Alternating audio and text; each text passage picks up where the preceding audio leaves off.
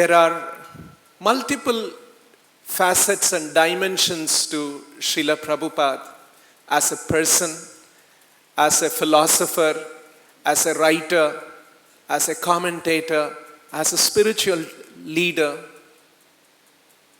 One of the most striking features is Srila Prabhupada's ability to communicate and transmit and convey the great Vedic wisdom.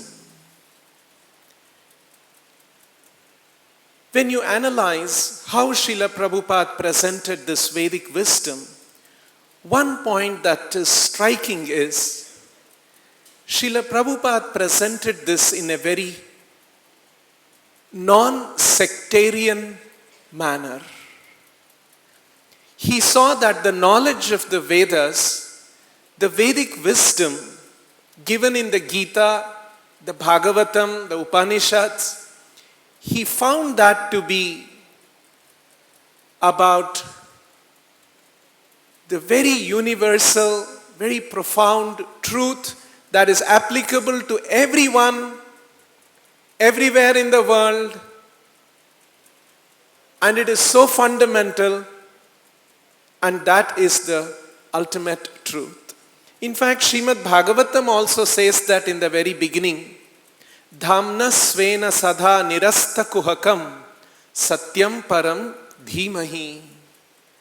Bhagavatam is presenting that which is the satyam param satya, the supreme truth or the ultimate truth or the absolute truth. And the absolute truth has to be universal. It cannot be sectarian. Just like 2 plus 2 equals 4 is applicable to Indians, Americans, Europeans. It's applicable to Hindus, Christians. It's applicable to everyone, including those who don't believe in mathematics.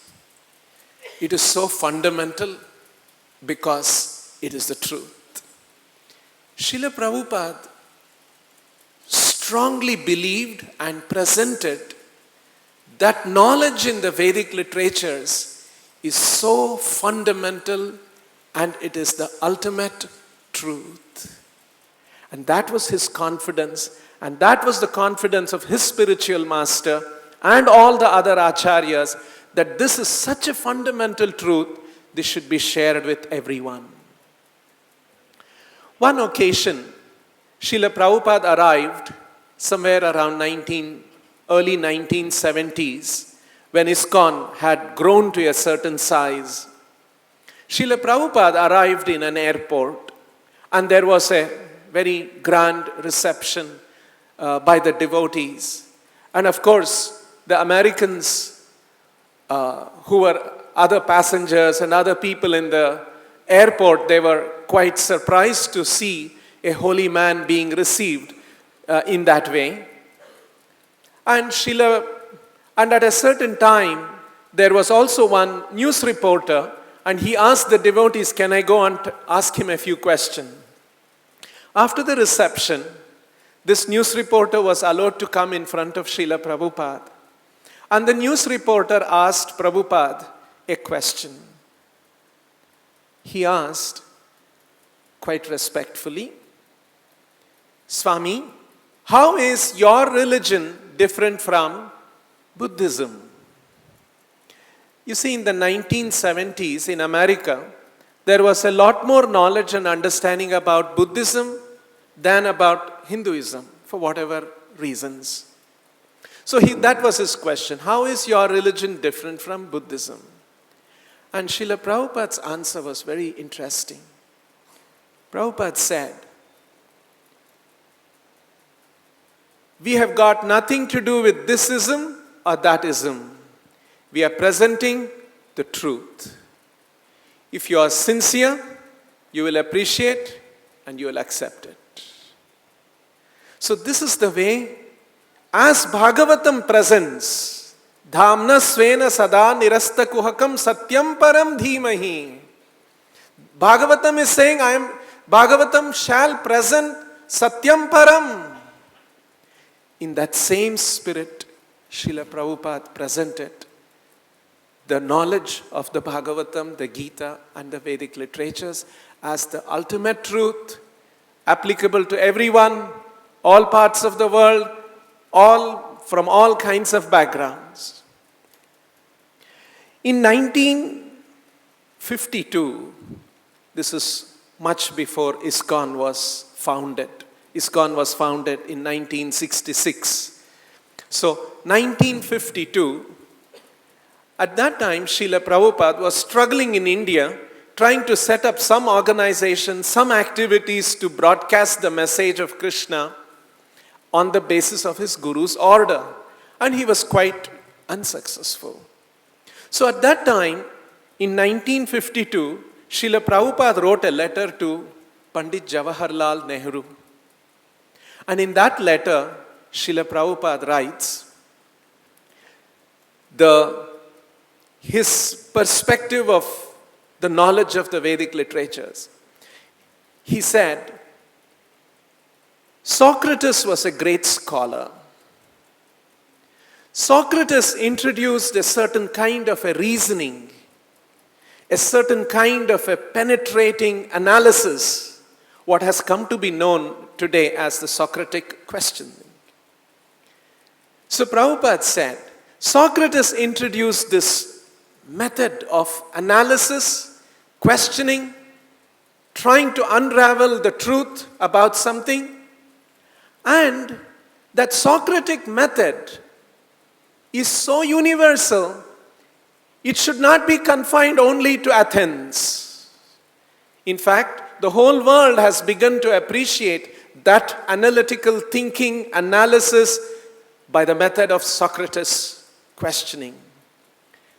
And Prabhupada said, just like Socrates introduced that method of analysis and questioning and analyzing the world, the Vedic literatures also has a certain way of analyzing the world. And this method of analysis and understanding the world should also not be confined to India. It should benefit the whole world. All genuine seekers of truth, all those who are in search of truth and understanding in the world should get access to this wisdom, this knowledge, and all of them should benefit. That is the kind of a perspective Srila Prabhupada had. And then in 1966, Srila Prabhupada founded ISKCON. And as we just heard, Srila Prabhupada traveled around the world 14 times from 66 to 77. And in those 11 short years, he was post-70. He was 71 in 1966. So in those 11 years, Srila Prabhupada founded 108 Krishna temples all over the world. And during one of his travels, Srila Prabhupada also went to Iran, Tehran. Actually, there were two devotees. One Iranian, Srila Prabhupada, he came in touch with Srila Prabhupada in America. He was studying in Harvard University and he became a disciple of Srila Prabhupada. He was an Iranian national. And so Srila Prabhupada encouraged him to go and open a temple in Tehran. And he and his wife, another Iranian woman, both became disciples of Srila Prabhupada. And they opened a temple in Tehran. And Srila Prabhupada also visited Tehran 3 times. And in one of the occasions, Srila Prabhupada was in a certain follower, a devotee's residence Prabhupada was staying in. And on one such occasion, right close to the home where Prabhupada was residing during his visit in Tehran, there was a mosque, and there was, as we know, in a mosque, there are periodic prayers. So his disciple was there, and Srila Prabhupada asked him, what is that? What are they chanting? And his disciple, he said, Srila Prabhupada, this is the mosque and that is the call for the Muslims to come and offer their prayers. As we know, it happens a few times in a day of that. And when Prabhupada heard that, and his comment was, he said, that's very nice that the mosque is inviting people to come and offer their prayers to Allah.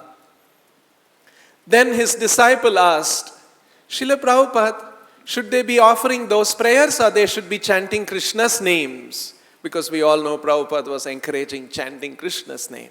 So Prabhupada looked at him quite sternly and he said, do you want me to be sectarian? So this is the perspective that Srila Prabhupada maintained. This was the conviction. The Vedic literatures provide a certain perspective of reality. And that perspective is on the basis of the understanding of the absolute truth, Param Satya, the ultimate truth. And Prabhupada's conviction was that understanding.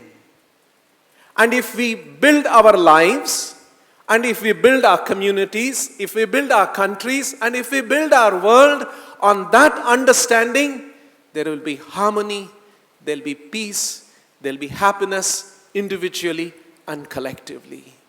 So we see that there is so much relevance of this knowledge, this wisdom from the Vedic literatures, and Srila Prabhupada was very eager to present us that all over the world. And we are all very happy, we are all very fortunate here to have gathered, to understand, and to have a deeper look at Srila Prabhupada's life and his message. Thank you all. Namaste, Hare Krishna.